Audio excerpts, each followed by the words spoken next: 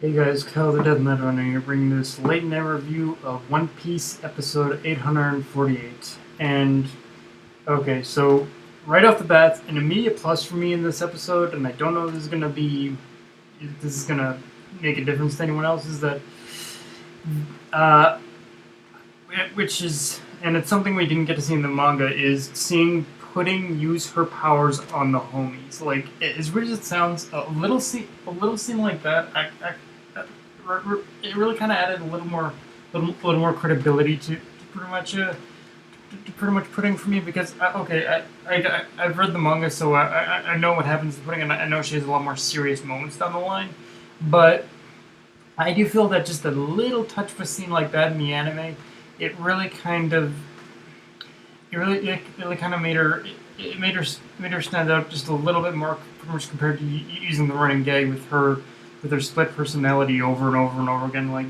yeah, I just kind of really got into that whole scene of her using her powers, and it really just showcased that yeah, despite her whole split personality thing, she pretty much is committed to to pretty much helping the Straw Hats. So yeah, it's just a really nice scene overall.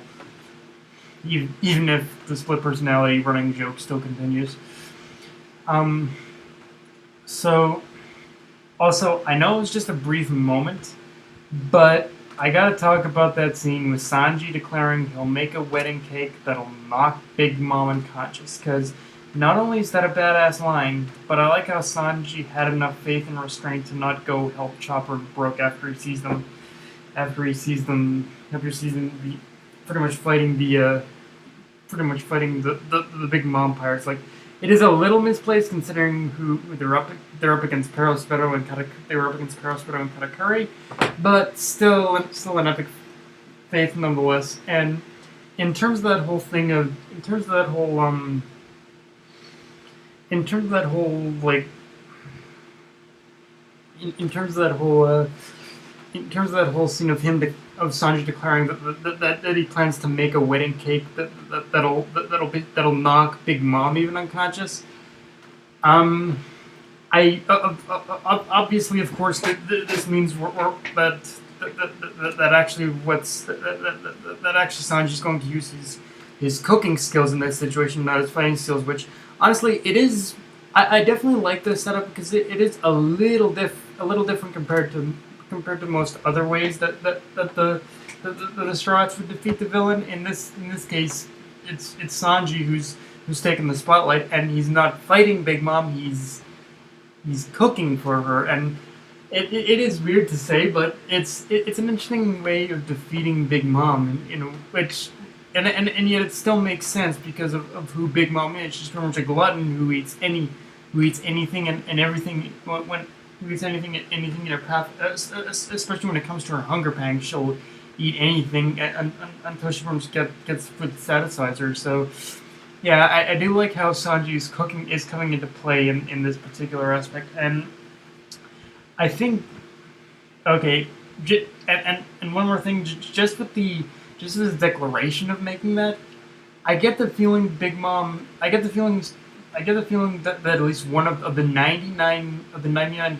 I think of the 99 recipes he learned at Kamabaka Kingdom is going to come into play. Like, he's actually going to use he's going to use actually one of the recipes he learned from pretty much when he was training on Kamabaka Kingdom. So if that's the case, it adds even more to yeah. There was a reason for pretty much him to learn all those 99 recipes. Like, it is going to help out in this situation, and yeah, I love it.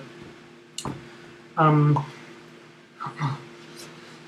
Also, I'm not gonna lie, it is weird for me. The thing is, in this episode, it's obvious that there was a lot of things that were definitely repeated in this episode.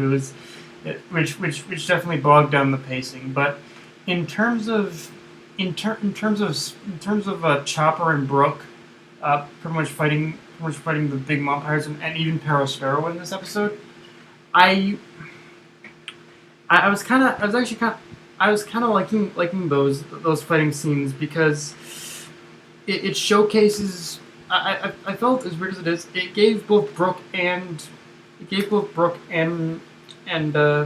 Chopper, I think, some much needed screen time that I don't think, like, they definitely got their purpose in this content with the manga, but I feel that in a way that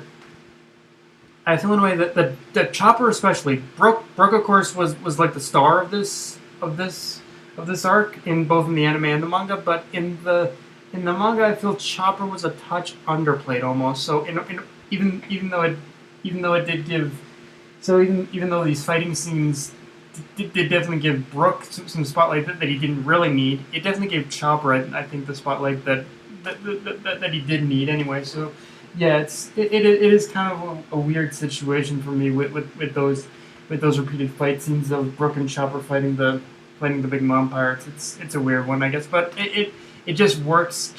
Only just because I somehow, for some reason, enjoyed seeing Chopper just kind of fight the Big Mom pirates. Yeah, and I feel it did also, showcase how powerful they are, but also exactly where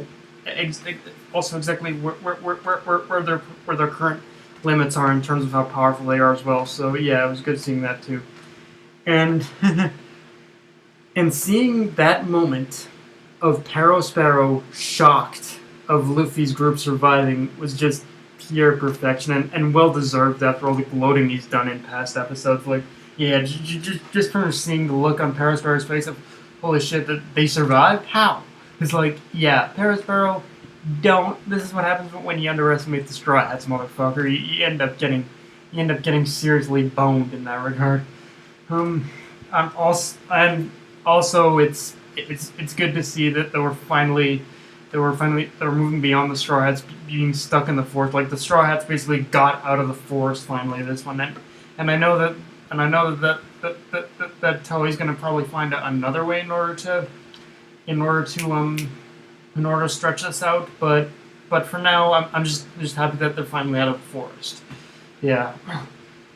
Oh, and also surprisingly, by anime standards, speaking of Perospero, like, speaking on anime standard terms, this episode gave me something I never really thought I wanted to begin with, which is much more spotlight on Perospero, and like everything he did in this episode was just pure badass, but at the same time, very, very psychotic. Like, I was literally scared of Perospero in this episode, just that one scene alone of seeing him encase Brooke and Chopper and Candy literally had me go wide-eyed. Like, holy hell, that was some sadistic shit, which was surprisingly made even worse by his threat to lick their corpses after being encased in candy. Like, Perospero, what the fuck, bro? That is on some necrophilia shit right there. Yeah, holy shit. Yeah, and obviously Brooke and Chopper aren't gonna die. They're basically main characters. They pretty much have the Deus Ex Machina, like they're the main characters. They're not gonna die potion on them, but it does. I feel it at least added to the overall threat Perospero, of how much of a threat Perospero is as being one of the higher ranking people in the Big Mom Pirates. So yeah, guys, that's my review. If you enjoyed the video, like, comment, subscribe, follow me on Twitter and Facebook. Dead and Out of Enemy, signing off. Later, guys.